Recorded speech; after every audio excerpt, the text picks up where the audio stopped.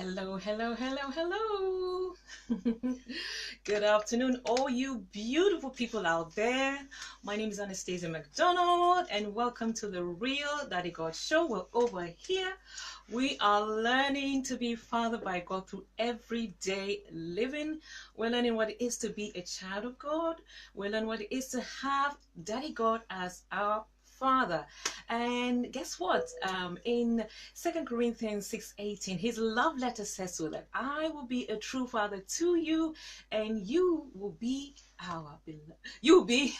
my beloved sons and daughters. Hello, good afternoon, Topsy. Good afternoon, Linda. Thank you. Please bear with us as we try and sort out the lighting. It's just one thing or another, but hey, the show must go on.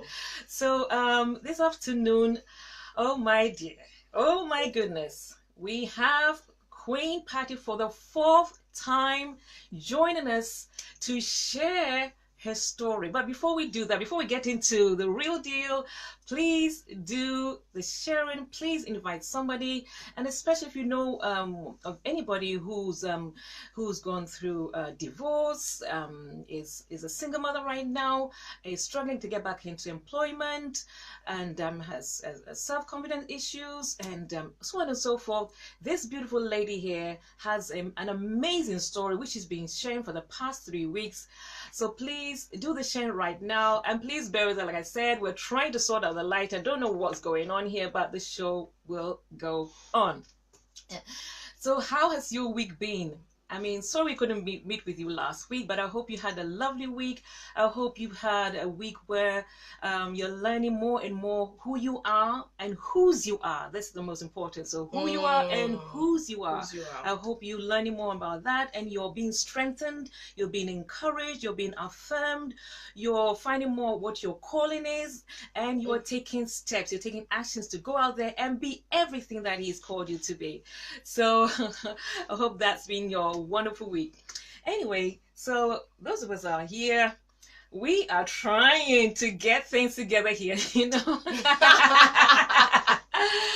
So welcome, welcome, welcome. It's the Real Daddy God Show. It's a Real Daddy God Show, and it's real. And we're learning the realness about Daddy God. Know how He really fathers us, how He mentors us, He coaches us, He affirms us, He corrects us. And you know what He says in His word? I always get super hyper when I'm talking about Him. So, you know, He says in Psalm 32 verse 8 that I will instruct and I will teach you in the way that you should go, and I will counsel you with my eye, not in my eye, but my loving eye upon you. So we are all in the classroom of one another. one classroom of another, and He's teaching us different things. We're all on different levels, we're all taking different subjects. So it's just an amazing thing to walk with this Daddy. So this afternoon I'm going to be wrapping up the classroom with Daddy God with this special guest speaker. She's not only just a special guest, she's my loving and dear friend. She is the sweetest person you can ever meet and know. Thank you. So Queen Pattie, thank you for coming back for the fourth time. You know, she's got 2 children, and she's been here 4 times. That is not easy, you know, to arrange and be here. And actually today the children are downstairs with my hubby. So so mothers, single mothers, it can happen for you. Don't worry, He got you. It doesn't matter what comes against you, you can make it. So this afternoon, like I said, it's part 4. We're doing part 4 and the last in the classroom series with Daddy God.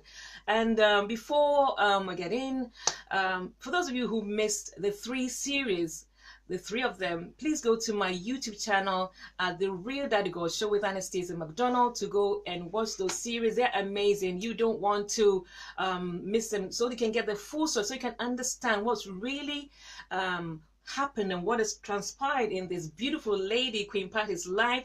And it will just inspire you and help you to move on in spite of the challenges or the difficulties that you may be going through. So welcome back. Welcome back to the Real Daddy God show. Thank you. I'm so happy to be here. I am. I really am. It's been such a pleasure having you. And and just afterwards, after the show is, after the cameras are switched off, we just chill and have an amazing time here. Whether it's food, whether it's dancing, or dancing, yes, yeah, or grooving, yeah. So so today, as the poster says, we're going to be focusing on her return back to the studio, which is something she put aside, and then she's going to share with us, this is just the best. This is better than the VVIP. How Daddy God has been linking her to understand what it is to befriend the unlikely, the people that society casts aside, that they turn their nose up, and they marginalize. I'll let her do the talking. I'll let her do the talking. So for those of you who missed, like, say, part 1, part 2, part 3, I'm just going to read to you her lesson points that Daddy God has been taking her through.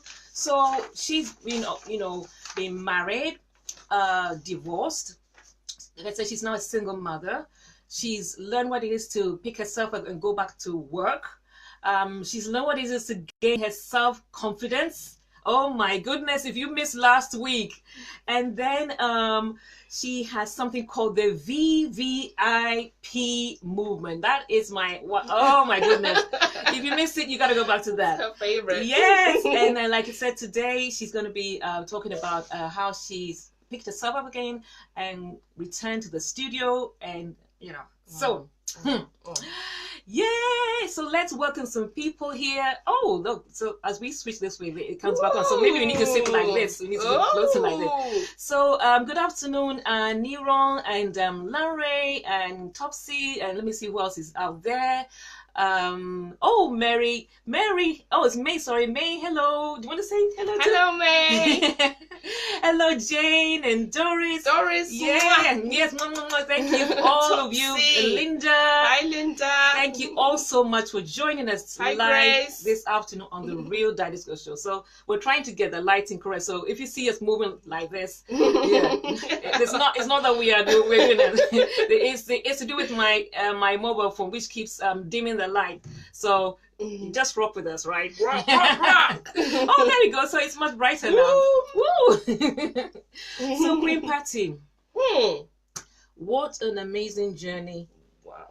A challenging, difficult.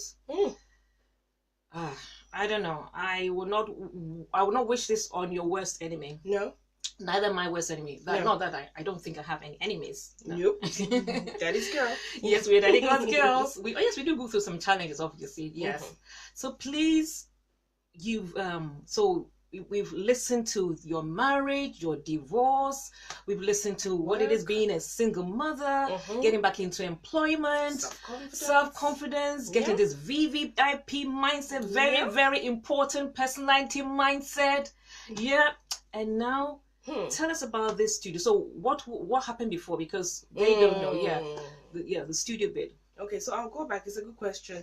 We're just holding each other here. Yes. We can't even let go. The chemistry is just magic here. Yeah. I hope you're joining us, with the love and the energy. So grab your loved ones, sit with them, hold them tight, and let's go. So I have always loved music. I have always loved music. Nothing speaks louder to me than music. If music be the food of love, play on! Shakespeare, I love that. So music speaks to us, and I think in God's word, it talks about how Daddy God sings over us. Yes. Yeah, he sings over us. I'm not sure of which scripture, but I think it's the one that has to talk about the tithe just after that somewhere. I think it's Zephaniah, yeah? Zephaniah, somewhere there. I'm not sure of the scripture, but I just got a hold of the music bit because that's what I love. But it says he sings over us. He rejoices over us with singing. So he loves music. He loves music, and he sings to us, and so we sing to him because he sings over us. So ever since I was young, so before I was born, just to go back a little, my mother bought a guitar. She bought a guitar in the 70s. Okay, so my mom started working as a nurse, and that's in Africa, Botswana. And then when she finished her first job, she bought a guitar. Okay, so in those days, women empowerment and femininity was something that was facing a lot of challenges. And at that time, so she bought a guitar. She wanted to learn how to play. So her father took it away from her because in his mind, he thought that she's going to quit nursing and start following the path of music. So he, in order to try and not distract her, he took it away at the time. That's what he thought was right to do as a father. So my mother's passion for music kept burning inside, but she couldn't express it. So she asked God when she was still a girl, still in her, I believe, 20s at that time, if, you know, this could be passed on to a child. And that child to be able to follow that path. As she had difficulties and she was now working, and her father didn't allow it. So that little baby was me. So when I was born, from the beginning, I just loved music. They did everything for me. So at birthday parties, they would play the music, I would dance. At school, they would play music and I would dance. On Fridays, when we had like a little disco at school where we would dance and have music, I went to piano class. I went to anything that had to do with sound. Wow. One day when I was young, we had a civics day. On civics day, you wear clothes to school. You don't wear the uniform. I went to like a formal school, so we had to wear uniform, private school. So you take off, you know, you take off the uniforms and you wear clothes, and there's music in the hall, you can dance. And that day, our father was not going to pick us up. He would send a driver to come and pick us up. And that day, he said, you need to use public transport. And we were like, that's fine. So he left money for that. And believe me, I took all the money I had and spent it to pay to get into that music arena and dance. And I forgot about how to get home. So my sister and I had to walk home. We walked home, and we lived quite far. So I think it took us about 2 hours. We walked home. And that's how much we love music. Passion for music. Very passionate about music. My whole family love music. We're music people, we're dancing people, we're happy people. So from that background, when I got married, or even just slightly before I got married, actually, I was in a band. You were in a band? I was in a band. I didn't know that. She was in a band. I was in a band, okay? I'll take you back. So I used to sing in church, and I loved it. And I just joined the choir just to support, because I love music. I didn't see myself as a singer. I just went because I love music. And then as we were singing and going, then the passion to actually go on the microphone and sing was coming. So I was a backup singer in the church. And then when I went to university, I studied in Asia. I lived in Malaysia for 3 years in a Muslim country, and you know, my Christianity was questioned, tested there, and I was in a church, a Chinese-led church, mainly Chinese church. Chinese church? Yes! Ooh. And so I learned how to sing in Chinese. Really? Yes! Patience can sing in Chinese. You can? 神的复兴要来到 我们要看的神的荣耀，因为神的复兴要来到。We are the Jesus generation. Oh my goodness, I didn't even know that. Chinese, yo. She's Chinese. Chinese. And my Chinese name, they gave me a name. My name is Pei San. Pei San. That's my name. So I was in Asia and I joined a rock band. Whoa, rock band. So I was in a rock band for 3 years. Okay, a Chinese Christian rock band, and that band is still alive today. It's called Relent. So it's streamed down, and it's now 4 guys. Beautiful music, rock music. So that's the band I was in. And so I was asked to take the microphone and sing. And I thought, who's supposed to do the leading, and who's supposed to? And I mean, it was just amazing, amazing band. So I joined that band, and I think that's when that passion to actually minister or sing in front of a group of people as a lead singer started to happen. And the beautiful thing is about this band was they were not just Christian in terms of just singing in church only. These are Christians who would go into a bar, okay, or a lounge or a jazz club, and they would sing. So I love that. I love that because I just said I want to go to a jazz club. We want to go to a jazz club. We're going to go. So just listen to some jazz music. Because I believe music can go places where sometimes our words can't. That's right. Where conversations can't go. So it's the best tool to express love. And how much the greater love that comes from above, you know, than the great love between man and woman. So, you know, they would go into a bar and sing about love. you know, love from above. Wow. They would sing about life, you know, literally going to places. And that's when I learned about You're the God of the City by Chris Tomlin, and that song was birthed in a bar. Whoa. Where, you know, he wanted to declare that God is the God of the city. I think Whoa. it was Thailand, in Asia. He was declaring his goodness, and he thought to declare that from a place Whoa. where, you know, a place where people may not be too familiar with that. So that really then created a passion within me to talk about the next topic, which I can't wait, which is my favorite, which I can't wait, because it developed that passion to then share love to all people, not just people within the church, you know. So my passion in my heart is about people outside the church. Oh my gosh. People who don't believe. There's a song bubbling in my heart right now, what you're doing. Oh my gosh. People who There is none like you. Yes, go. Go on. No one else can touch my heart like you do. I can search for all eternity, Lord, and find there is none like you. Oh, we love Daddy G. We love do. him. There's none like him. So it birthed that desire within me to, you know, consider people who are outside. People who are outside. So my music journey started to shape as I grew as a person. Right. As I grew in God, and as I opened up, because I was coming from a background where, you know, it was a bit religious. There were a lot of rules to follow, and it was just about the church only, the church people. But when I was in Asia, I lived in a Muslim country. So I would hear the call to pray, in Islam. So there's someone called Bilal who, you know, who would call people to pray. And so they maintain that culture that every time it's time to pray, a man will echo a voice through the city and say, you know, it's time to pray, it's time to pray. And people will literally stop and pray. And that touched my heart, even though it's not my faith or what I believe. And I could see so many beautiful things in other different faiths. So I also interacted with the Chinese community, and I got to learn about, you know, their religious beliefs, and it was interesting for me. It was interesting. And I also got to meet people who are from Saudi Arabia. I had friends from Saudi Arabia, and they were telling me about their type of Islam that they follow, which is very strict, and there are a lot of rules, and the women cannot show their faces. So I opened up. In my heart, I was like, God, how can I reach these people? How can I get to know about where they're coming from, and they also know about where I'm coming from? Because I didn't know much about you know, other people's faith and what they believe apart from what I was told, but I was learning it for myself. So I'm saying all this to say, when that passion to sing and actually make music around people, for people, was growing, so was my view on people and faith. And so that led me to start writing how I feel.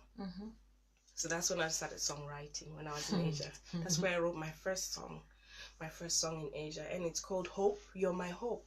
You're my hope. Because we're in a country where you're not allowed to take other people to church. If you do and they're of other faith, you could be imprisoned.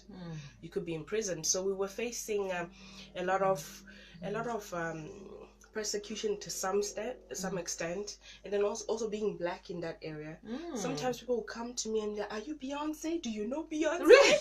And I'll be so flattered, and some would touch us and rub our skin and think, is this dirt? Will it come off? I mean, they've never seen black people in some of the communities we went to in outreach. So I learned a lot. So I then grew and thought, okay, the desire to sing is coming, and so is the desire to write.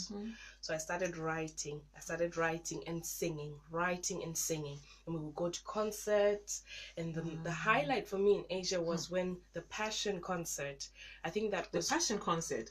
Passion concert. Whoa. So Louis Guglio, sorry Louis, he was there. Chris Tomlin, the Passion band, you know, David Crowder, all the guys were there, and it was like a 7,000 seater. We were in there, and I was like, wow, that is what I want to do. My goodness. That is what I want to do. When I'm on stage, when I'm singing, I'm myself. I actually don't see anyone. I don't hear anyone. I just see God. I just see like an empty room with light, and He's there. That's all I see and feel. So I knew that this is what I need to do. So I started writing, and you know, confidence was growing as well in music, and I was learning myself as a singer, what works for me, what doesn't. I am not a heavy metal singer, that's for sure. Because the band that was with, they were pushing, they would really push. We would sing soft rock, we would go hard rock, heavy metal. They would sing heavy metal. They would come back. And I remember one time we went to, it was Easter, and there was a song sang, and on Easter, the worship leader stood up and he sang, I don't care what you say, I'm in love with you. You try to push me away, but they don't know the truth. You know, I was like, what? And he was like, yeah, my heart's, I keep bleeding in love. And I was like, whoa, I never thought of it that way. I never thought of it that way. So music is like Play-Doh. Music is like Play-Doh. It's what you make it. It's what you make it. So just because a song doesn't say Jesus inside, doesn't mean it's not of faith. Exactly. That's what I used to think. But my eyes opened. Music is just a tool and a channel. And even if a song is positive, you know, just a positive song, a happy song. Clap your hands, happy by Pharrell. It's talking about happiness. Speaking about that, I would like you to speak to what do you call it, to parents out there whose children, you know, have a heart for music, and like my son is a sound engineer. Yeah, wow. He's a sound engineer, and he listens to, and you know, I don't know. There was a time when the church would not welcome any kind of music except it has Jesus in it. That's to be gospel, nothing else. So can you please enlighten us a little bit there? Yes, what I can share, that's a good point. As a Christian, right? I'm a Christian, Queen A is a Christian. Or what is acceptable music-wise? Okay? So in music, there are different genres. Genres are just different classifications of music. For example, we have classical music. Yeah, so the Pavarotti is the na na na na na na na, which is not for me. Yes, you can hear. Then we have got gospel, right? Which is all clappy, clappy, amen. That's gospel. And then we've also got jazz. Yeah, we've got jazz. We've got country music. We've got Afro pop. We've got rock and roll. We've got different genres. And these genres do not necessarily mean one is of God and the rest are not. Thank you for mentioning that, for highlighting that. It just simply means how the lyrics a little bit, but more the music is of the melody, how the melody sounds, or how it was arranged, or expression, is it? Expression, that's it, is classified as A or B. So it's just melody, expression that is classified. Okay, so it doesn't mean it's Christian music because it's gospel, because sometimes it can be jazzy, a jazz in the jazz category, and it's talking about happiness or life, or it's talking about believing in yourself. So that can still be a song that's written or written, I want to make sure I phrase myself correctly, written with the pillar or with inspiration from Christian roots. So any music that is written, particularly the lyrics, with any Christian foundation or roots, it's good for us. So any song that promotes life, happiness, peace, joy, love, anything that speaks life. The word of God says, you know, choose life or death. You have that choice. I love what you're saying. Any saying. music that contains life is of God. Any music that has life is of God. So please don't limit yourself by saying, I will only listen to gospel genre, because there's some gospel songs that don't have life. There's some songs I've heard that don't have life. That's right. There's a song I heard, and particularly the lyrics were saying, you can take everything away. Take everything away, everything away, but you cannot take my God. And I thought, no, thank you. I'd rather keep him and my things. Thank you. So, you know, there's some songs that are, you know, if you really listen to the lyrics, I mean, it's you listen to the lyrics and you can tell the person maybe wrote them during a difficult time, when they were down, or some words are questioning and asking God like questions. I'm trying to think of some choruses back. I'm trying to, you know, throw my mind back. Try to think of those choruses you used to sing maybe back home, or you know, way back. And if you look at the questions or what they're saying, sometimes It can be a little bit negative, or they're asking God. Is at a place where a person wasn't too sure, you know, of what God will do. So I think the most important thing is to look for anything that has life in it. Anything with life. Anything that has breath. Yes. Let that be something that you can hold on to. When I walked through the divorce, guys, I'll tell you this. When I went through divorce, the song that kept me was Pink. P-I-N-K. And it's a song about divorce. And the lyrics go, I think I just lost my husband. I don't know where he went. Yeah. Oh, yeah, that one. Yeah. Okay. So what? I'm having more fun. You know, that song, because I was upset, I was angry, and I needed something that expressed that.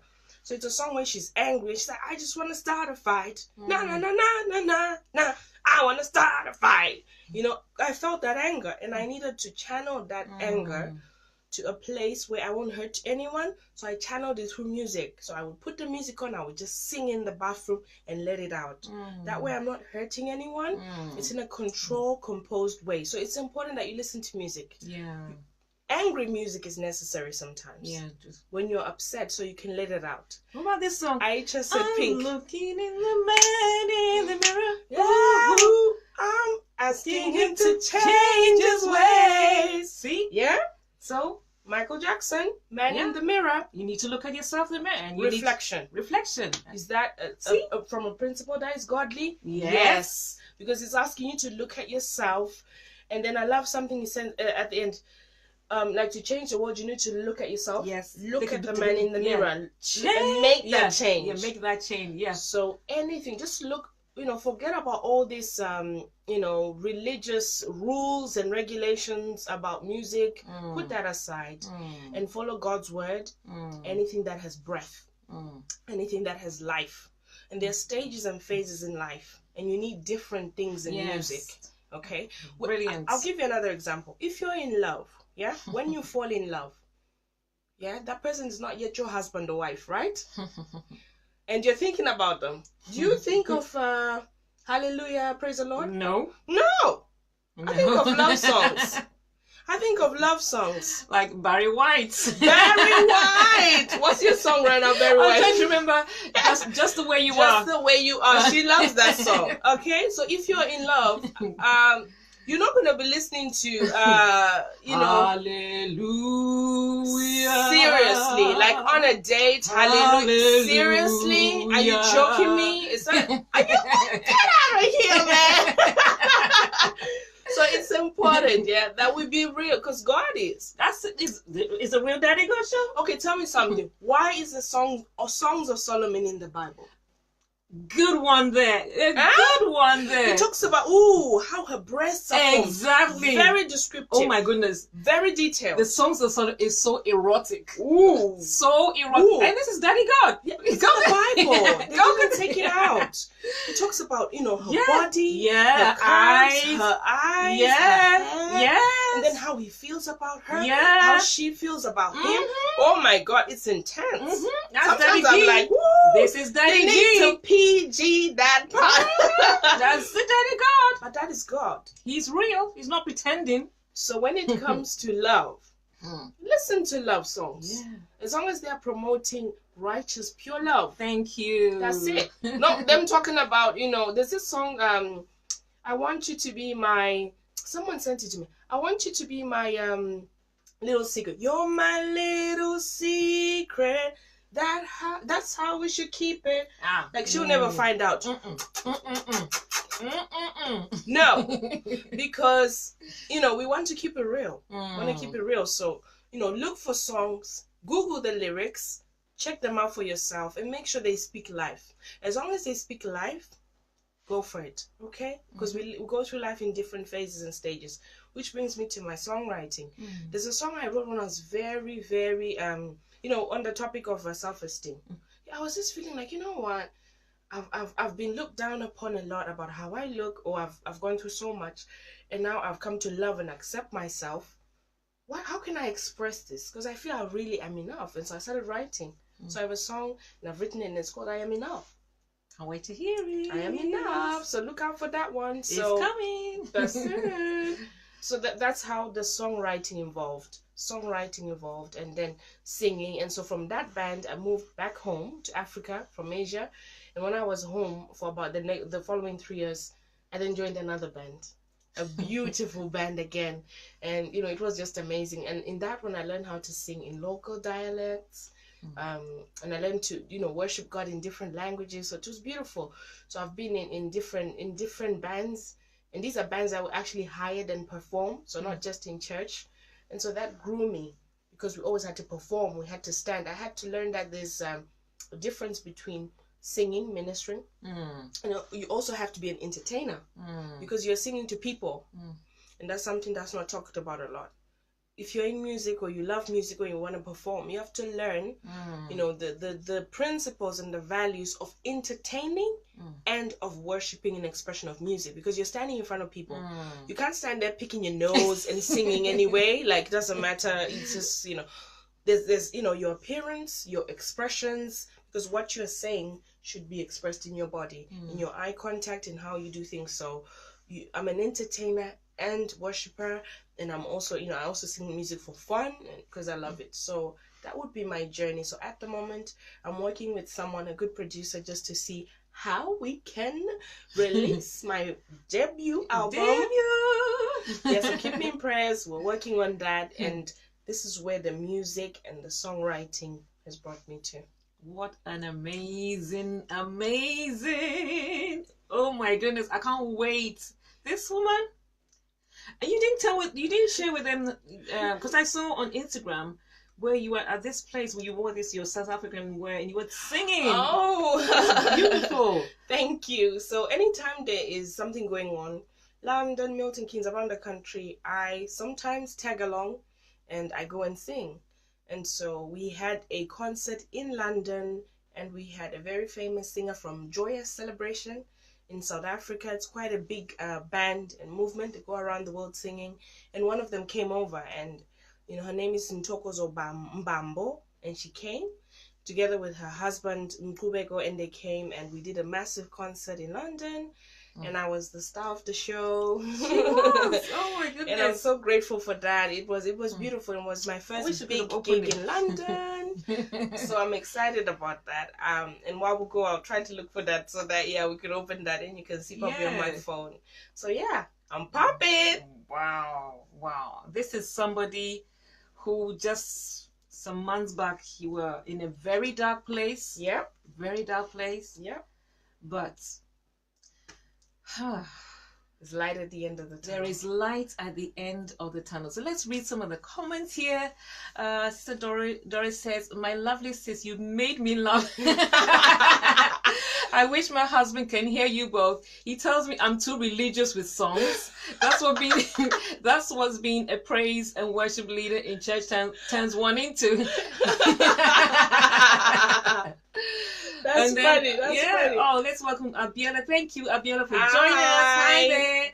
Hi. How do you spell the name? Oh, how do you mean? Sorry. Aicha. Oh, Aicha. Lovely name. So. Sounds really nice. Wow. Hi, Aicha. Really, really lovely Beautiful name there. Yeah. And good afternoon, Joe. Hi. And we have Gifts. Hello, Thank you. And then Vivian. Good afternoon. Hello. This is the Real Daddy God Show. Yeah. Who else do we have? I think that's it, right? Okay. Yeah. So this to do with the studio. Yeah. When are we going to release this new album? I will give you the details. I'm not rushing it. She's not rushing it. I'm working on it, taking it nice and slow. But you can watch out my Instagram page or my Facebook page. They're all linked up, and we'll be posting updates. But we're working behind the scenes. So I'm one of those people who I try my best, work behind the scenes, and then out of nowhere, boom. There it is. Yeah, but there it is. That's right. I love that song too. And what I can say to Doris, Doris, you're so funny. Your husband tells you, I think I'm friends with your husband on Facebook. Is that Sunday? Is your husband Sunday? I think we're friends on Facebook. He tells you, songs are too religious. Yeah, sometimes it's where we're coming from. Yeah, it's where we're coming from. Yeah, it's more important what the tag is, where we're coming from, than the content. So as long as it's not gospel, then people don't accept that. So go beyond tags, go beyond what in labels, and search for yourself. Google the lyrics. Like Queen A here loves Indiari. Oh yes, loves her. Yes, that's another lady. Yeah. She writes very beautiful soul songs.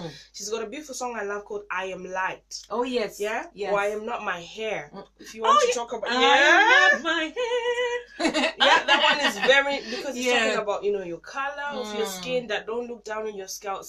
So you have to search things like that, Google the lyrics, read them for yourself, and you'll be surprised. And it goes both ways. There's some songs I Googled and I was like, what? Is that what we've been saying all this time? No, thank you. No, thank you. No, thank you. So I'm good. Like, I'll give you an example of a song. The song, background. My sins were higher than the mountain when the Lord sanctified me. Yeah? Singing glory, hallelujah, when the fire came down. No. Your sins cannot be higher than the mountain. I am not after songs that remind me of my past and because he said, as far as the east is from the west, he forgets and forgives. So I don't want songs that remind me of my wrong in the past, because God has forgiven me. And I don't want songs that remind me of wrongs, because I don't want to hold on to people who've wronged me. So, Google the lyrics, search, read them for yourself, and then decide for you. So for me, that song doesn't do it for me, because it's talking more about, what I did wrong, and then, how God came in. I want songs that speak life. Forget the past, let's go. Speak life. So what would you like to say to anyone out there, to encourage them about stepping out into the music? What would you like to say? I would especially if the person has gone through something similar to yours. What are the steps you would recommend that person to take? I think that's a good question. Write the songs when you're facing what you're facing. Don't write when you've overcome, because overcoming, you're going to write about the overcoming, but more importantly, people need to walk away with what tools and what your story was when you were in the fire, in the trouble. I'll give you an example. When the four guys, so is that Ananiah, Azariah, and those Daniel, four guys, that's it. When they went into the fire and the fourth person appeared, if they were singers and they wrote about that experience, like when they were, how they felt as they were being led into the fire, that will speak a lot to us when we are going through challenges, because that's what we need to hear. Because sometimes it's beautiful to hear the end of a story, but it's more powerful to hear the journey of a story, because that's what you need to walk through yours. Right. So it's very important that if you're a singer or a writer or you're into music, try searching for songs or writing songs when you are in your downs and in your lows, because that way you're able to articulate how you feel. You're able to articulate things that you're facing at the moment. So for example, after I left my marital home, I think about 6 months afterwards, my ex had moved out. I managed to get a chance to go back to the house, and it was empty. There was no one there, and I spent a night there. You spent a night in your former marital home Wow. on my own. It was empty. I was on that bed. I had to bring blankets and all that. And when I was in there, I had to face, my past. I love that. So I wrote a poem. I wrote a poem when I was there, and it's called Empty Places. Wow. Empty Places. So I sat there, I was crying, and I wrote it down like, wow. And I looked at the bed. This is the bed where I conceived my children. And I looked at the walls and the room, and I remember where I used to cry, I went to that place where I used to cry. And I was there, and I was smiling. I was in the place where I used to cry, and I was smiling. And so I took pen and paper and started to write. So I wrote that. So what is it that prompted you to make this very drastic decision? Because it was somebody who was like, you know what, I don't want to go there, I've left, I don't want to know. So what was going through your mind or thoughts that you made such a drastic decision to do that? One thing about the past, hi Ahima. Hi. One thing about the past is it will always be a closet that's closed and that will haunt you if you don't face it. if you don't face it. So part of counseling, part of healing is you facing the past. And you need to face the past so you can move forward. Otherwise, the past will come with you everywhere you go. That is brilliant. So I had to face that. I had to go back and face it. And that means the past physically means reminders. Okay? So by leaving my former marital home, I was getting rid of those reminders. Remember, I didn't take anything, just my clothes. And I had to face the reminders. And when you face the reminders, the triggers, right? You hear the voices. That's this bad one. You hear the voices, and that's what we try to avoid. We try to avoid it. So you have to face the voices, but it's you, but in a healed way. So you're healed, your pain is gone, but you have to face the voices one more time. One more time. Okay? So I decided, I am gonna face this house. I'm gonna face this. So I went in there and I was scared. As soon as I got to the door, I was shaking because I just saw all those negative words, all those negative vibes, all that toxic vibe, you know, is waiting for me. I got in there and there was silence. There was nothing. So I had to tell myself. I went to places where I remember, you know, like my heart was broken. Yeah, the place where my heart was broken most by my ex, I stood in that place. And I remember what happened. And I had to face that and tell myself who I am. That, you know what, I'm in a different place now. I am not all those negative things. I am me. And I've overcome. And I've come to face this. I'm not afraid of you. I'm not afraid of the negativity. I'm not afraid. And I had to face that. So I confronted the fear. I confronted the voices in my head by looking at the reminders of the past. It's so powerful. And when I did that, and I spent a night there. I didn't even like 10 minutes. I spent a night. I slept there. I was like, we're going to face this until, you know, you're gone. So I was there and I had a friend calling, checking on me. Are you okay?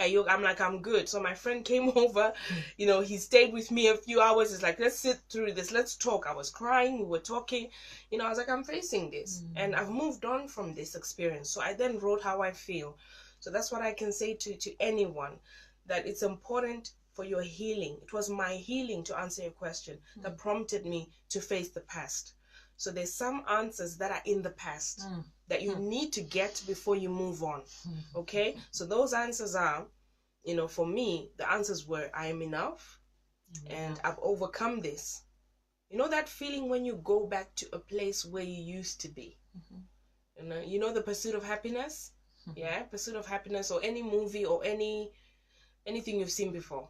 Anyone who used to be very poor or in a very, very bad way, there's that feeling when you go back to that place, you just break down and start crying because you see where you're coming from. You also see where God has lifted you and saved you from. And so I had to do that, and I wanted to do that early because I didn't want to, you know, carry the past. So to anyone who's gone through anything, face the past. There are some answers you'll get from there, and, you know, it will help you to be strong. And that way you won't be surprised by anything from the past. You face with it and you dealt with it. So that's what I can say. Wow.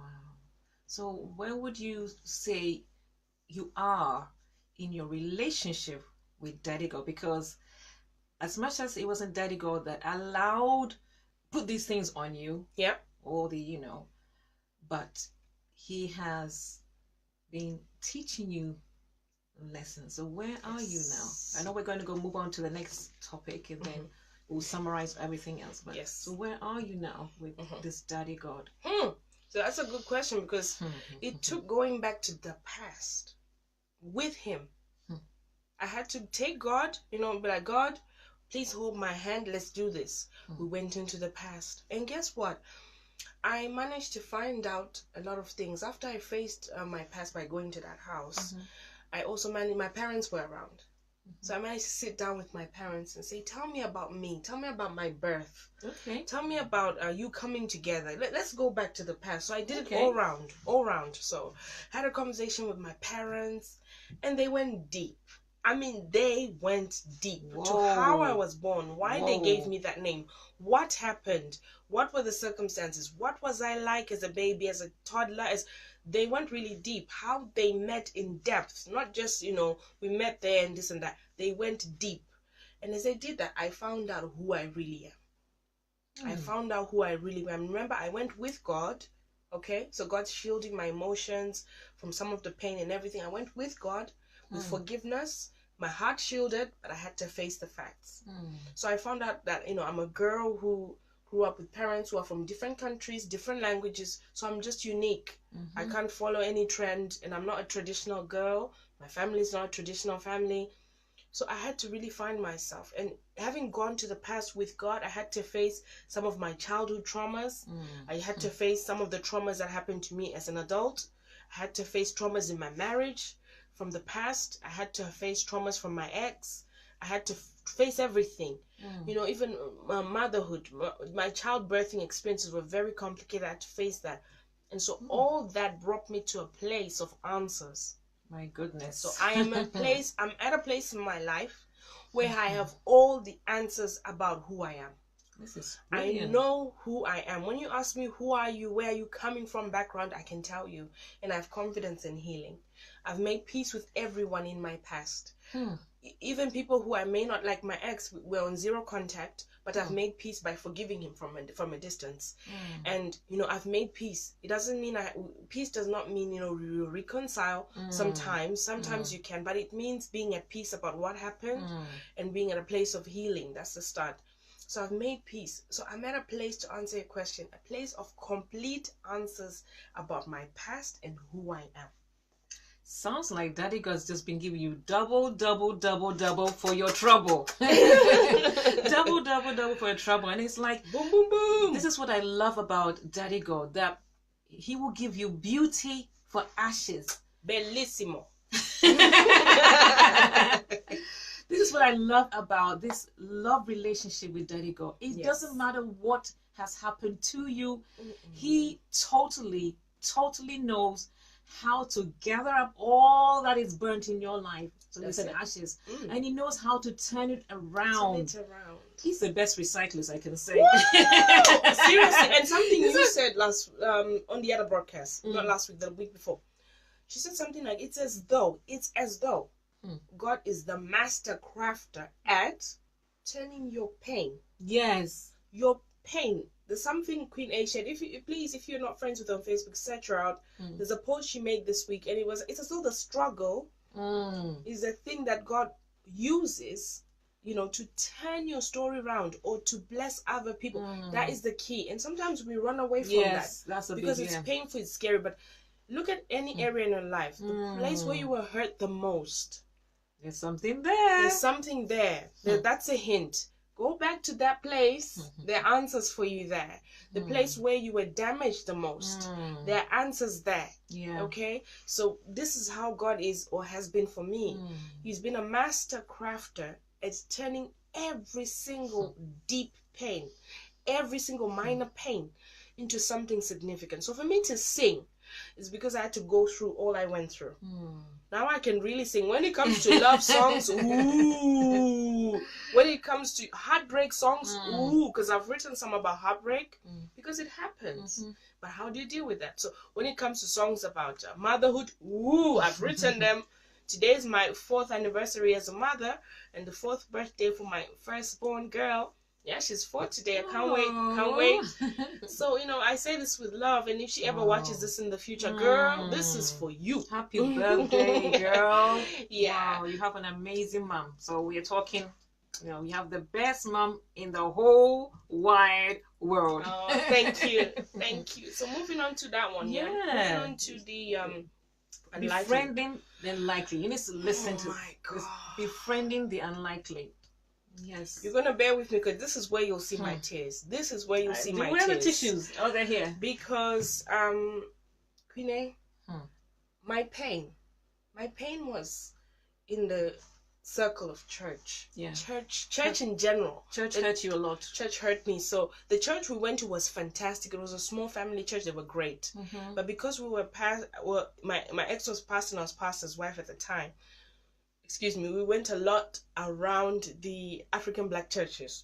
So that's where all that happened for me, all the pain and damage. So, and at home as well with my ex. So there was a lot of pain. I lived with a former pastor. I was his wife at the time. I'm sure he's still pastoring now. So a lot of damage happened to me, okay? And a lot of damage I did was around that. So because of that, God is merciful. I think in my heart, out of our conversation, that God had to use people outside the church for me. Because if anyone had come to say, we're laying hands, we're praying for you, I don't want to know. You would have shut down completely. There's a shutdown that happened, that would happen inside me just because these were the people who wounded me. These were the people who wounded me. Like the word pastor, it's not a word I like. I don't like that word a lot because it's a word in my mind that is associated with pain based on my experience. Okay? And so I'm not a fan of that word. I don't like it. So if I'm relating to people in my life who are pastors, I always try to abbreviate. I put a P and then their name, or because I'm not a fan of that word because of what I've been through. So befriending unlikely. God had to use people outside the church. It's just incredible. I'm gonna hit you with some hard truths. Are you ready? God had to use people who are not Christian at all. Name them. Muslims. Number one, Muslims. I have got love in my heart for the Muslim community, and I have seen such great love. I have experienced great and deep love from my Muslim friends. I mean, to the depth of I want to express the depth of the love. Okay, unbelievable. Right now, if I'm here, right, and let's say Queen and say something happens to the two of us here, and we are unable to reach out, or or to this where we are, in the studio, or I know that I can pick up my phone and call my Muslim friend, and my friend will be right here, as fast as my friend can be. It's that kind of love. They'll drop anything and everything for me. Not because they want anything, but because they're a friend. I mean, I got to see, because I've got two little girls, 3 and 4 years old now. And sometimes when I have to go places, even to the extent of, picking the 3 of us up, and we're in the car, sometimes kids are screaming, or they're happy, or they're, and just enjoy all that. And enjoy me and, my joys and my lows, everything. There's a day I went through a really busy, rough day, and my friend literally drove all the way to find where I was, came, picked me up, gave me a big hug, and took me home. And this is not a Christian at all, in any sense. 100% Muslim. So I received so much love. So much love. So I have a sensitivity, and because I grew up I spent 3 years in Asia among the Muslim community, then I have a soft spot for them. So the Muslim community have shown me so much love, I can't even explain to you. So my friends, whether they wear the scarf or not, or whether they they have shown me love, and I'm so grateful. I want to say to anyone watching, please don't limit love. Love goes beyond everything. Love is stronger than death. And what that means is love can penetrate death. That's why he resurrected. So love, God doesn't limit love. Love can come to you or flow through you to anyone, and through anybody. So I've received so much love from the Muslim community. Number 2, I've received love from the LGBT community. So I've got friends who are, part of that community. What that means is they're either gay, or they're lesbian, or they're bi. And I have seen so much love. I have seen love as a former pastor's wife. The people who have opened their hearts and hugged me and held me and held my hand and walked with me have not necessarily been from the church. Some have and some haven't. So I have learned that love goes beyond every human expectation, any wall and any barrier. And I show them love back. I'm proud of them. They're my friends. And I learned that from Jesus, because he knew Judas would betray him, but they remained friends. Yes. They remained friends. He knew that Joseph wasn't his dad, but they remained, family. So I learned that from Jesus. And when I see Jesus relating to other people who are not like him, or the woman at the well, she had 5 husbands or 5? I don't even know what was going on with that girl. Like, seriously, 5 dudes at the same time. But he sat with her. That must have looked awkward in that time. Or the lady with the oil. Is it the oil, the alabaster oil? She was a prostitute, right? She was a prostitute. So he had hookers coming to him.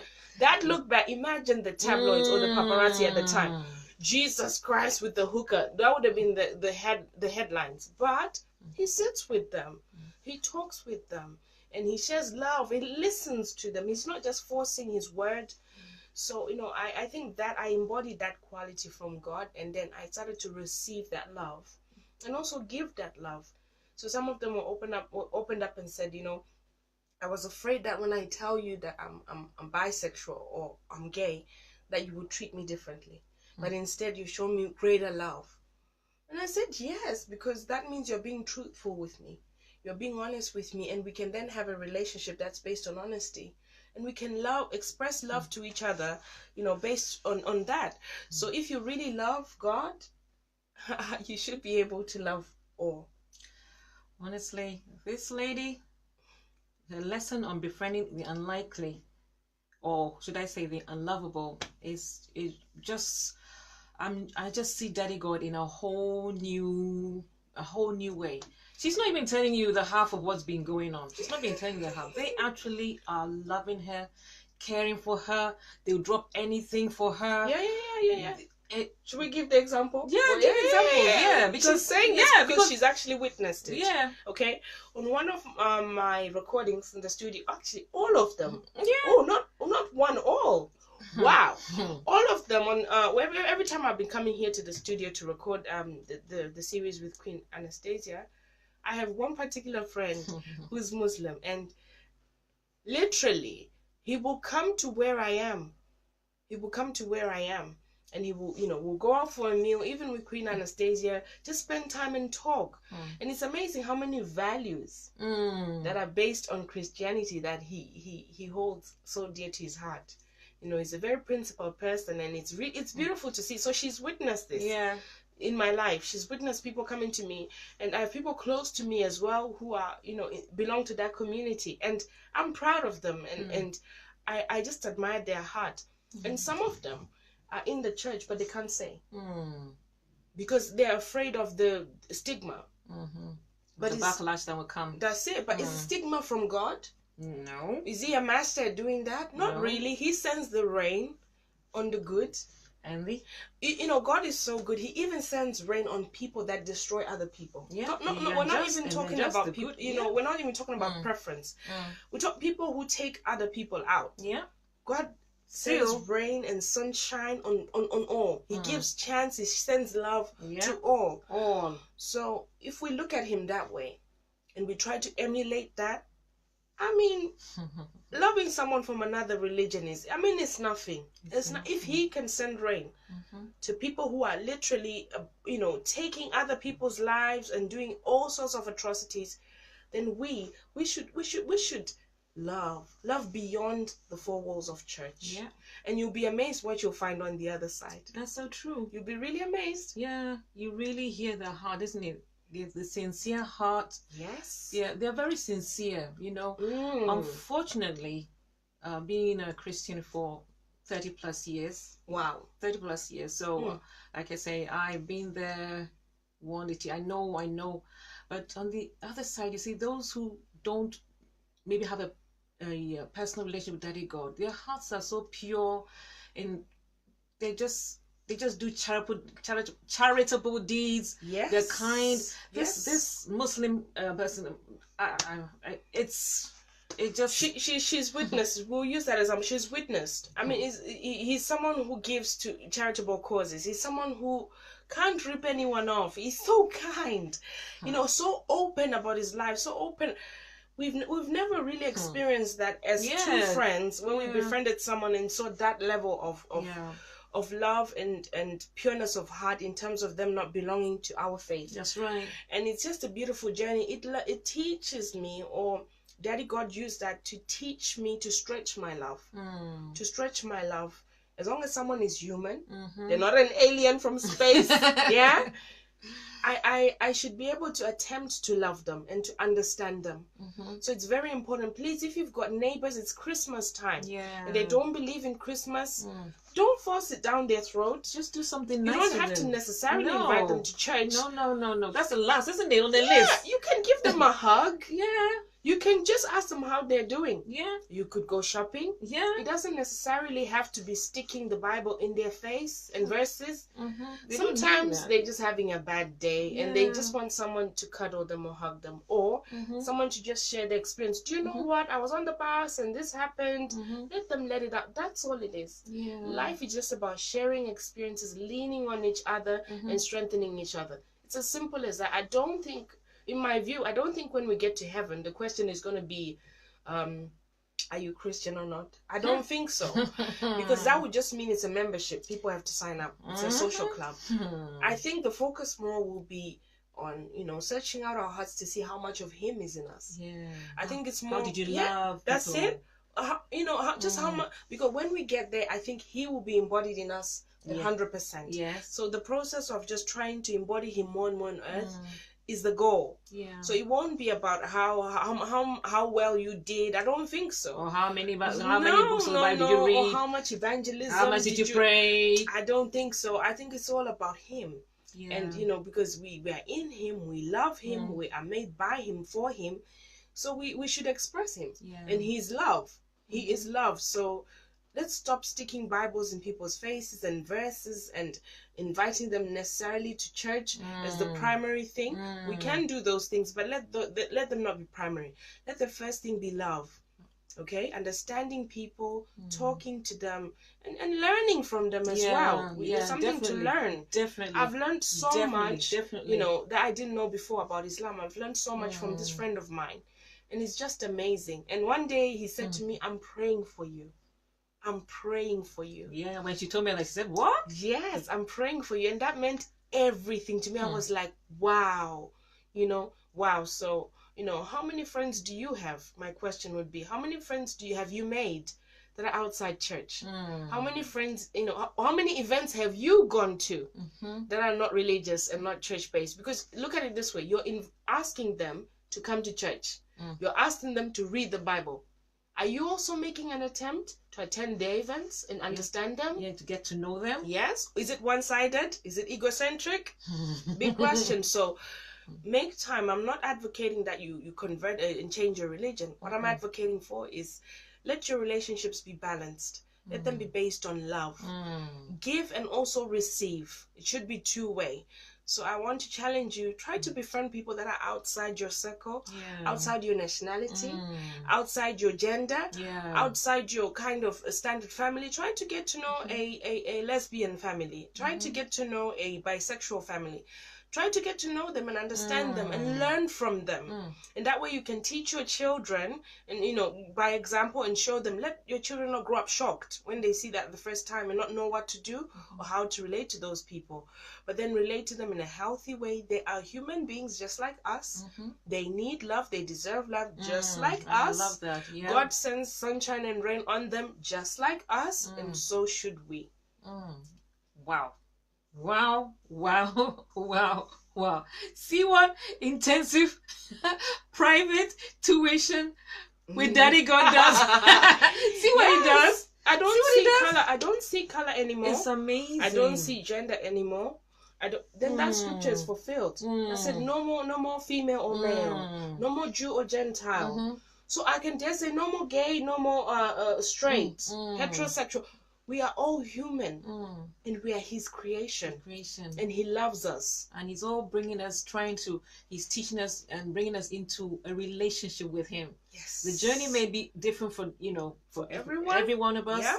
And I love what, if you could just, what my best mentor, the whole wide world said about, he said that, so long as a person is human, that person deserves respect. Wow. Respect. That this Daddy God, he honors, loves, respects, and whether the person is an LGBT, whether the person is, what do you call it? Gay, lesbian, straight, Muslim, or whatever. Transgender, different religion, different race. All made in the image and likeness of them. For that reason, he would do this to them, salute them. Wow. I honor you. That's it. Because they're God's creation. They're God's creation. And it's not someone else who made them. No. They're not recycled from someone. No. They're human. So these are really deep, intense lessons. So we're going to go over all the points. Yep. All your... You've been in, let's say, how many classes? You've got 1, 2, 3, 4, 8. 5. You've been in 8. Oh, she's been in 8 classes or 8 subjects. And she's going to summarize, give a lesson point for each one. If there's 2, I don't know whatever you have there. So I've done 3 for each. Yeah. So, she's got 3 for each. Wow. For each. So she's going to share the lesson points that Daddy God has taught her through the different challenges, difficulties that she's been. So over to you. Thank you. Okay, I'm just going to stretch my hand. Okay. And then we can take a look. So I've been through marriage, divorce, and I've been through motherhood, which I'm still going through, single motherhood, work, self-confidence, VIP, music, plus size modeling, and befriending the unlikely, right? So I'm just going to share the key subjects that God has walked me through and that I have faced going through this. So if you're a Christian, I can say to you that God walked me through these processes and spoke to me and inspired me and gave me instruction on how to handle myself and people around me. And if you're not a Christian, I can say these are lessons I picked up from what I went through. And this is something that could possibly help you too. Okay. So anyone in marriage or considering marriage, I would say I learned to separate myself from any and everything that eats at my well and whole being. Say that again. So I learned how to separate myself from any and everything that eats away at my well-being and my whole being. And that was based on the scripture.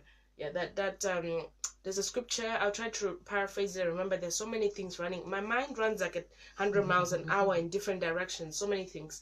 But the scripture that says, I pray that your soul prospers. Oh. Yeah? Yeah. I pray that you may prosper. Above all things. Above all things.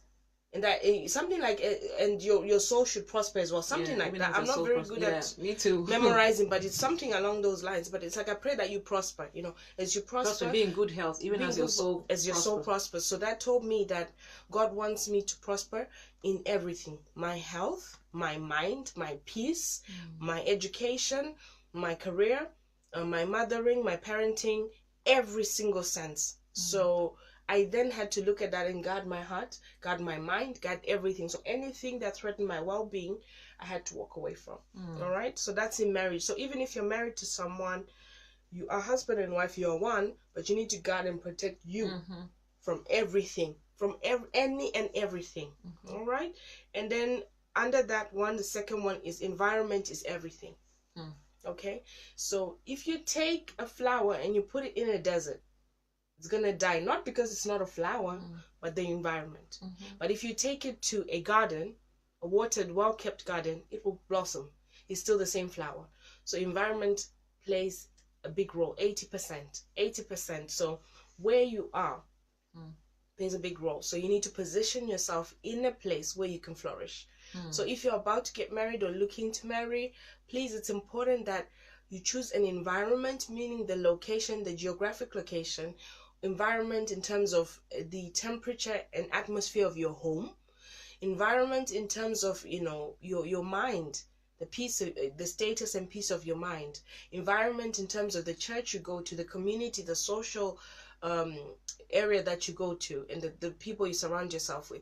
So your environment, make sure that it's at the maximum possible for you, so that you can be the best you. If you take yourself to a place, for example, if you're living in Europe and you migrate back to Africa, and that's not the best place for you, you're cutting the deal short for yourself. You're shortchanging yourself. Or if you take yourself from Africa and bring yourself here, and that's not for you, you're shortchanging yourself. So look at the environment. Look at that. That's very important. And then the last thing on marriage, love yourself enough. Love yourself. There's God, right? For those that believe, and those that don't believe, there's the universe or the power in you, whatever you believe it to be, and then there's you. So if I want to save Queen A's life, I need to take a breath and then be able to dive and save her. If I don't take that breath, I'm going to do myself and her a disservice. So please love yourself, put yourself first.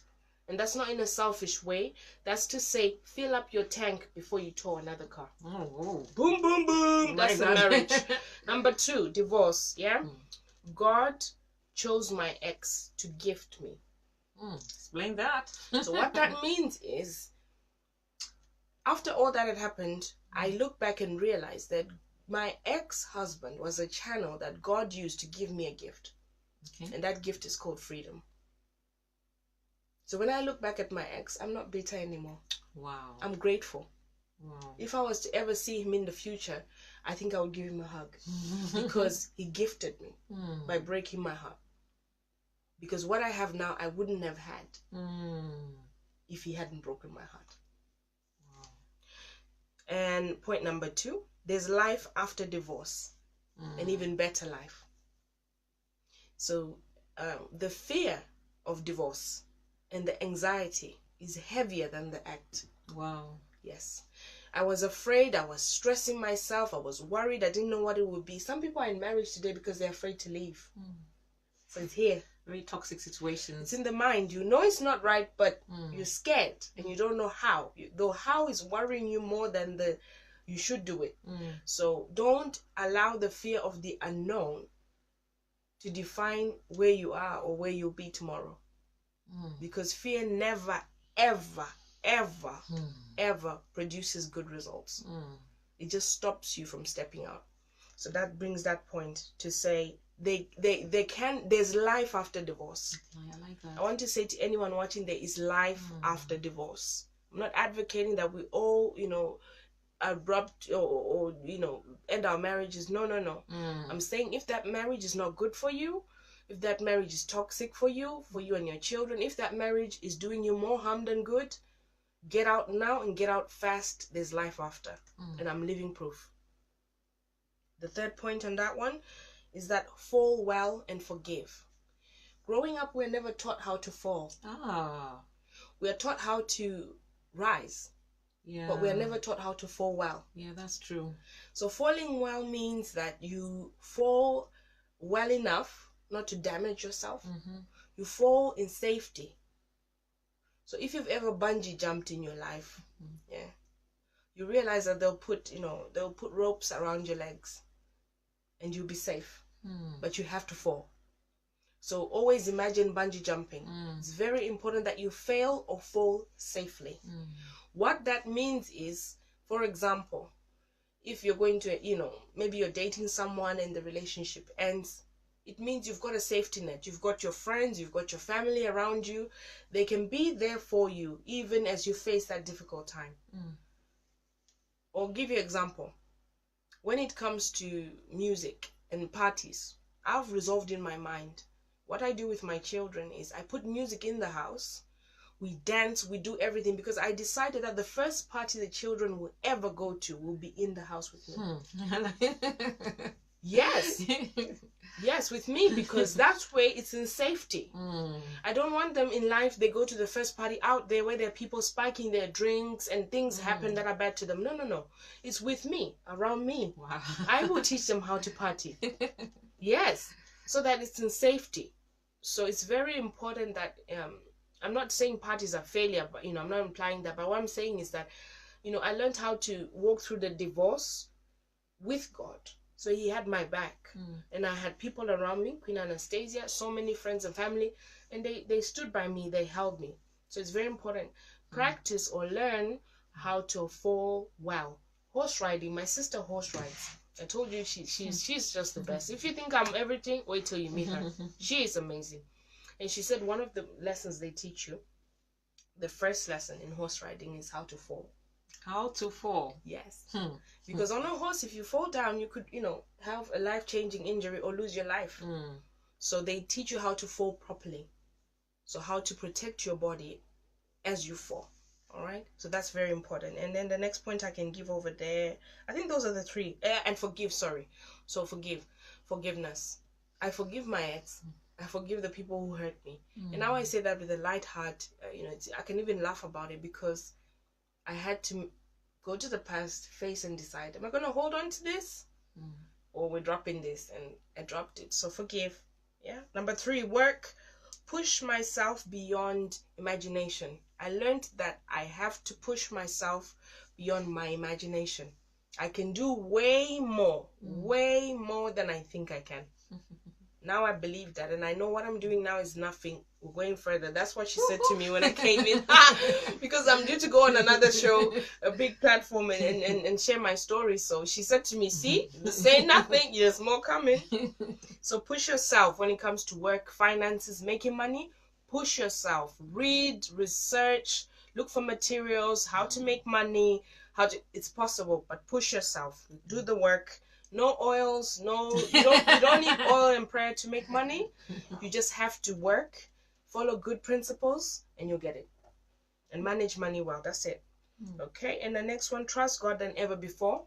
I've learned how to trust God than ever before. When I look in the past, I've trusted him for other things, but because bigger things are ahead, I'm learning to trust him even more while I do my max. The third point on work is push boundaries. I've learned to push boundaries. Push. Taking the babies to an interview. Yeah. Even now, the project I'm starting now. Ooh. There is no way I can do this, without pushing myself. I'm really pushing the boundaries. Okay. And then now we move to single motherhood. There I have 2 points. That is possible. It is possible. It's possible. It's possible to single parent children. It doesn't matter how many they are. There's a lady, I can't wait for both of us to meet. She's an amazing lady, and she's a mother of 5. Whoa. And she's a single parent. Whoa. And she's a professional, and she's a high flyer. So it's possible. It's possible. It's possible. It's not the light. It's not the end of the tunnel. It's not the end of the tunnel. If you lose your partner, they pass away, or the relationship ends. It is possible. You can do it. Okay? And the point is that God is my husband and partner. So I needed a man. All right? I needed a man. Someone to protect me. Someone to call on who's dependable, reliable. And God was like, and I was like, what? Yeah, God is my man. So God's got my back. All right, my heart's been broken, and I went through the process of being vulnerable, and to some extent I still am. I'm still working that journey, and my healing is in stages and phases because I'm a meticulous person. So I don't like to just do like a touch and go job. I like to do it step by step. So I want my healing to be layer by layer. That's why I went back to the house. That's why. So I'm still working on the completion of my healing before I can move on to another relationship. I do go on dates, but I'm not yet in that place where I want to settle down and remarry. I'm working on me. So by doing that, I have learned that it's very important to partner with God. So God is my husband, is my partner. If you've lost your wife through divorce or death or any means, please, God can also be your spouse. Don't limit him because he's a man and be like, he can't be mine. He can be every and anything you need. Yeah. Point number 5, self-esteem. 1 point. I'm enough. Woo! I am enough. That's it. That's it. I'm enough for everything. Everything. I'm enough for everything. Doesn't matter what. I'm enough. Size. You're big, you're small, you're this, your eyes, this, your that, this. I'm enough. It's enough. Doesn't matter if you don't like it. If you don't like it, bye, Felicia. Woo! We don't have the time. VVIP. 1 line. My father is a king. Whoa. So if anyone looks at me funny because of the color of my skin, my father's a king. I don't care. I don't care anymore. If someone looks at me, you're a woman, you can't do this. My father's a king. If anyone looks at me, you're African, so my father's a king. If anyone looks at me, oh, but this, but that, my father is the king. My daddy is the king. All right, so it don't matter what you think. So that's the mindset I have now. Goodness me. That's the mindset. So because my father is a king, things should work. Beautiful. Today, I couldn't get childcare today. So I said my father's a king. I had to tell myself that. And I said, oh yeah, so I've got princesses here. So let's go. So, you know, we made our way to the studio. My girls are here in the studio, that's right. And I was like, yeah, my father's a king. So let's go. So there you go. Any situation you face, you're a daughter of a king, can do it. You're a son of a king. Music-wise, music speaks louder than words. Wow, so sometimes you don't have to talk. We just have to listen. Music speaks louder than words. Yes, louder. So sometimes all you have to do, you know, sometimes when you're in pain or you're going through something, just put on that song. Let it sing for you. Let it speak for you. That's all you have to do. Particularly where people have hurt you and wounded you. Just let the songs do the talking for you. And you just work on your healing. Point number, the last one, 8, friends, which is, you know, the people that consider to be unlikely or who are marginalized. This is what I've learned. Because my wounds were caused by a man of cloth, a man of faith, God chose people out of the church as a channel of healing and blessing to me. So my pain was caused from a man of cloth, a man of God. So God had to use people who are outside the church to heal me. So that's my story.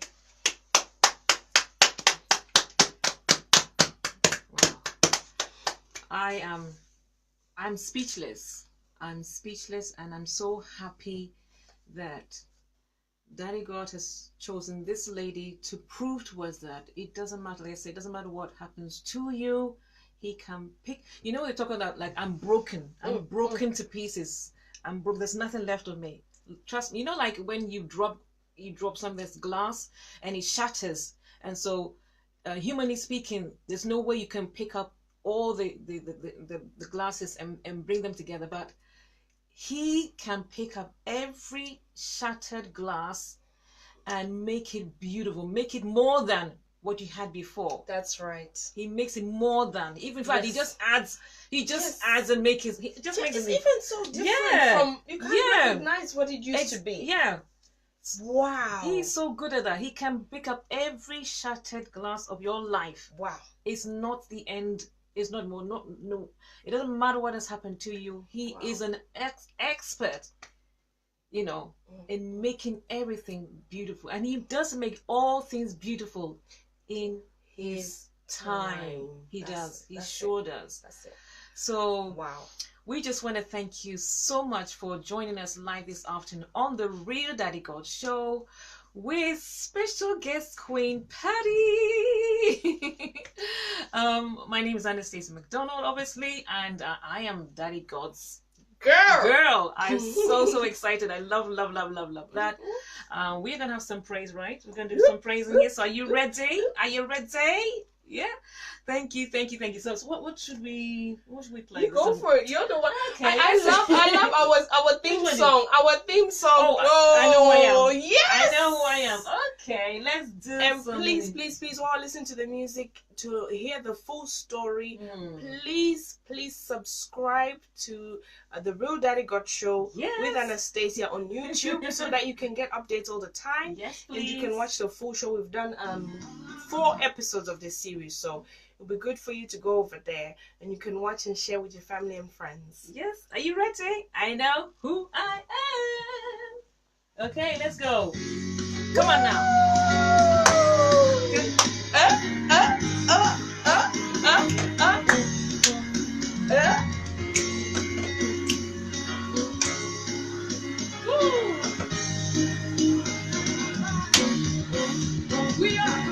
We are a chosen generation, called to show His excellence.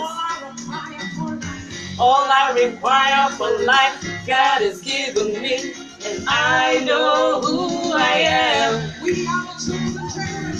We are a chosen generation, called to show His excellence.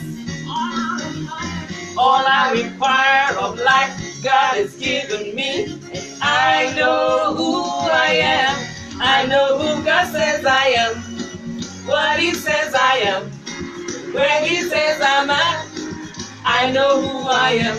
I know who God says I am, Where He says I am, where He says I'm at, I know who I am. I'm walking in power, I'm walking in miracles, I live a life of favor. I know who I am. I'm walking in power, I'm walking in miracles, I live a life of favor. I know who I am. No, dance. Woo! Huh?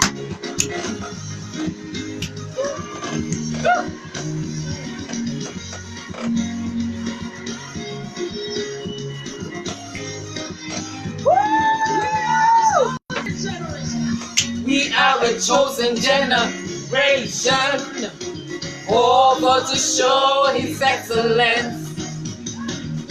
All I require of life, God has given me. I know who I am. We are a chosen generation, over to show His excellence. All I require of life, God has given me. I know who I am. I know who God says I am. Where He says I am. Where He says I'm at. I know who I am. Who God says I am. Where He says I am. Where He says I'm at. I know who I am. I'm walking in power. I'm walking in miracles. I live a life of favor. I know who I am. I'm walking in power. I'm walking in miracles. I live a life of favor. I know who I am. Oh, oh, oh, oh. I know who I am. Oh, oh, oh, oh. I know who I am. Oh, oh, oh, oh. I know who I am. I am holy. I am so righteous. I am so rich. I am beautiful. I'm walking in power. I'm walking in miracles. I live a life of favor. I know who I am. Walking in power. I'm walking in miracles. I live a life of favor. I know who I am. Oh, it doesn't matter what you see now. You see His glory. Cause I know who I am. To me, I'm a wonder. Doesn't matter what you see now. You see His glory. I know who I am. To me, I'm a wonder. Doesn't matter what you see now. You see His glory. I know who I am. To me, I'm a wonder. Doesn't matter what you see now. You see His glory. I know who I am. Oh, oh, oh, oh, I know who I am. Oh, oh, oh, oh, I know who I am. Oh.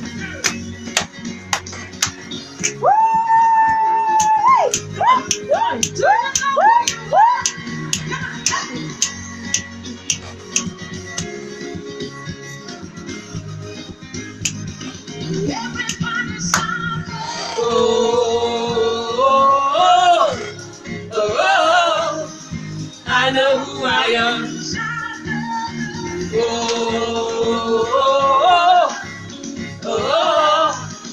I know who I am.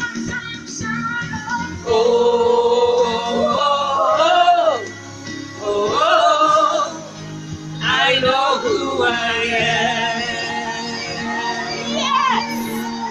Thank you so much.